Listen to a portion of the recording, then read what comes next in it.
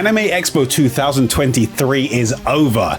And while there wasn't much news surrounding anime games that I particularly found interesting, the Granblue Fantasy Relink panel did have news that was worth digging into.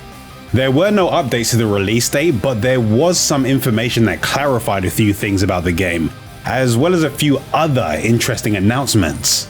One of the main things we knew before the expo began is that there would be a playable demo for Granblue Fantasy Relink on the show floor. This demo was the same one that was available at Granblue Fest and a few other events in Japan earlier in the year, but this time with the in-game text translated into English. Before the show opened, we were given a sneak peek into the demo area thanks to the general director of the Granblue Fantasy IP, Tetsuya Fukuhara, and the CEO of Cygames America, Motohiro Okubo, whose name might sound familiar to fans of fighting games since he was previously the producer for Tekken 7 and Soul Calibur 6. Once the panel began, they introduced the directors Tetsuya Fukuhara and Yasuyuki Kaji, and they went over the same work history that I mentioned in my previous video, so if you haven't seen that one yet, then I'll put a link to it in the description. They also mentioned that the gameplay in Relink uses real-time combat that revolves around parties of up to 4 members, and each member in a party can cooperate with the others during combat by using link attacks and chain bursts. These are abilities that can be weaved into a character's combos, which can also provide opportunities for other team members to follow up with additional special attacks of their own. It's something that's been shown before, but during the panel they reminded people that each character can also be customized through a variety of skills, weapons, and sigils. Over the past few years of developer demonstrations, we've been shown a basic outline of how these systems work, but we haven't been shown anything that's in-depth. Sigils may seem like a new customization system, but I assume that is the final name for the character customization slots that were previously called wells in one of the older developer demonstration videos. People are also reminded that if fast-paced action isn't your thing, there are assist modes that provide additional accessibility when playing through the story. At the panel, the developers also answered a few community questions that were submitted through Twitter. The first one being, is Relink a side story or is it related to the main storyline in the original game? And this is what Tetsuya Fukuhara had to say. Although Relink fits into the original game's story, we wanted to make a plotline that even Granblue newcomers could enjoy. Think of it as a standalone story in the wider Granblue universe.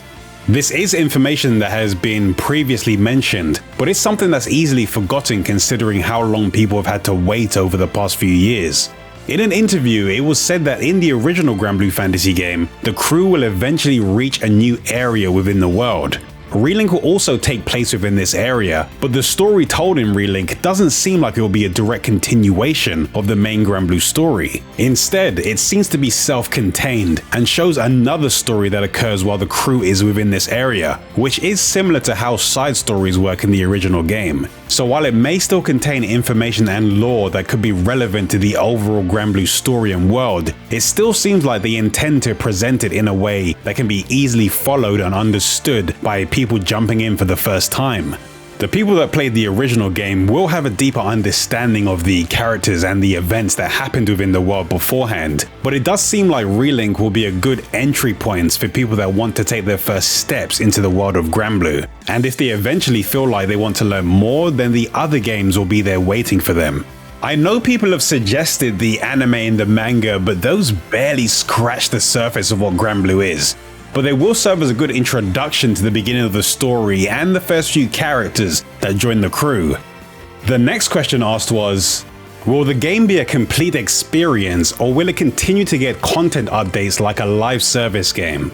And Yasuyuki Kaji responded by saying, we're working hard to make Relink the full package, including a story that wraps up nicely. We've planned future support for players who want to get the most out of the game, including epic battles and all the surrounding content. During the panel, it was said that Granblue Fantasy Relink will feature a rich and engaging storyline, accompanied by over 100 side quests. And in a previous interview with the Granblue development team, they did mention that the game will have a lot of content, focusing on both the dramatic spectacle of the cutscenes in the story mode, while also having lots of fun multiplayer quests to play. So at release, we can expect a complete story mode and a robust quest mode that contains a lot of post-story content for the people that want to continue playing once the main story is over. Just like what was said during the panel, in a 2020 interview with Twinfinite, Tetsuya Fukuhara was asked if they were planning to add something similar to live events and limited time stories to Granblue Fantasy Versus or Relink, and this is what he had to say. Updating a console game with the same frequency as a mobile game isn't really feasible, so we won't have the exact same style as the original Granblue Fantasy. Also, time-limited events are kind of a thing that works well on mobile, but doing it too much on console games may feel unfair to some players. Ultimately, mobile games have their own style and console games have their own style. That being said, we do want to expand the story, so there are going to be new subquests, new characters, and alongside that, we'll probably extend the main story as well. That is just a plan at this point, but we want to do that. So now we need to see if everything mentioned in his response is just for Versus, or if it actually relates to Relink 2. And if he was also talking about Relink, it would be nice to know if all of these plans are now something that they will fully commit to. In response to a previous question in the same interview, he talked a bit more about DLC characters, in which he mentioned that they have vast resources for characters, and each character has many fans that would like to see them in action in the game. He also added that it was just a possibility for now, but there could be additional characters released as DLC. Back then, DLC characters wasn't something they could 100% confirm, since I assumed they would want that to be an announcement closer to release. But even with the roster being as big as it is for an action RPG already, it's highly likely that they plan to add more. In the same interview, they also had a discussion about outfits. The original game has a lot of customization options for players, whether that be through customizing loadouts and skills to improve their performance in battles, or through visual customization. The visual customization in the original game lets Gran and Jita equip the weapon skins of previously obtained weapons. And each character also has their own customization options that can be unlocked while playing or purchased separately. These customization options can be freely mixed and matched across each character's different variants. So for example, if you unlocked a summer version of a character, you can use that summer outfit on a different version of that same character. Certain outfits can also be used to customize the visual effects of each attack, so you can have a lot of flexibility when it comes to customizing your teams, both visually and performance-wise. And there's a chance that we could see a similar system in Relink. Just like in the original game, changing a character's weapon also changes its visual appearance while it's in use in Relink. The gameplay shown in a recent developer livestream shows that there's an option to change a character's weapon skin in the equipment menu, and it's already been revealed that Gran and Jita will obtain a new outfit while progressing through the main story. We've also been shown that there may be a bit of customization for the other characters too, like using Siegfried while he's fully armored or when he has his helmet removed. If there is a cosmetic customization system in Relink, I doubt they'll take it as far as they did in the original game. But this is what Tetsuya Fukuhara had to say about outfits in a previous interview. The animation of Versus involves a lot of hand tweaking, so changing things like the cloak or the hairstyles requires a whole rebuild. On the other hand, like other action RPGs, Relink has models driven by a physical engine, so it's much more possible to have different costumes, even if we can't provide any details yet. Nothing has been announced about Relink having additional outfits outside of what's already been shown so far, but based on this response, it does seem like it's a possibility. Since people can use duplicates of the same character while online, having additional outfits can add another layer of personalization outside of the customized skill sets. But we'll have to wait until more is revealed before we know if or how outfits will be implemented. The final question asked leads into a discussion about game flow. Can you switch characters during battle, or do you change them before missions and certain areas? Yasuyuki Kaji answered by saying, "You can't change your characters during battle. You'll need to gear up in town beforehand, but you can change your party at certain times while out in the field. Also, save points allow you to replenish potions and upgrade equipment." The flow of the game is broken into 3 different categories: Town, Grand Cypher, and Stages. While in Town, you can purchase and upgrade your gear, and you can also accept side quests. And based on what's been shown in some trailers, it seems like there will be more than one major town we'll be able to visit while playing through the story. So far we've seen town facilities that include the blacksmith, which seems to be where we will upgrade our equipment. There's also a location within town that could be Sierra's shop, which I assume is where we'll be able to purchase items. And based on what was said during the presentation, while out in the field we'll also be able to use save points to access these facilities or something similar too. Towns also have quest counters that players will be able to start multiplayer quests from. These quests can be done on your own with AI party members, or they can be done in a party of up to 4 players online. It's already been shown that towns can be used as lobbies while playing in multiplayer. I have no idea how many people will be allowed in a single lobby while playing online, but so far it's been shown that you can communicate with up to 3 other people before you head out for your quests. There needs to be some clarification surrounding side quests though. It was mentioned that there will be over 100 side quests, but right now I'm not sure what types of quests are considered side quests in Relink. Once a side quest is obtained, is it added to the quest counter so that it can be completed as a multiplayer quest? Or are multiplayer quests a different type of quest system? And I would like to know if there will be side quests that are story focused, with dialogue and information that helps to flesh out the world and lore of Granblue, and additional character stories so people that haven't played the original game can learn more about the crew. Having over 100 side quests does sound great on paper, but it depends on what those quests are and how they're presented, so hopefully we'll be able to learn more about them soon. The Grand Cypher is the crew's airship, and from what's been revealed, it's what we'll be using to travel to the various destinations within the world. And we'll also be able to practice our combos and test our skill loadouts in the training mode available on the ship.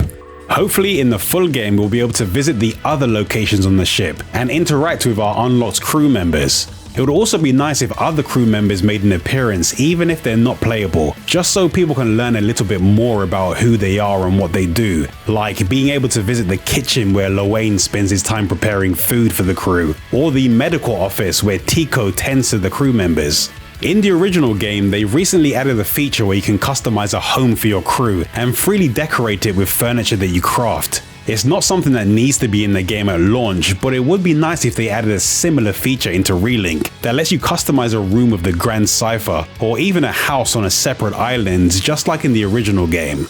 If it was something they added to Relink, it would be nice if you could invite your friends into it and use it as your own personal lobby to hang out in before you head out into quests. Nothing about a feature like this has been announced or even hinted at for Relink. I would just personally like to see a few community-focused side activities in the game, since multiplayer has always been a focus since its first announcement.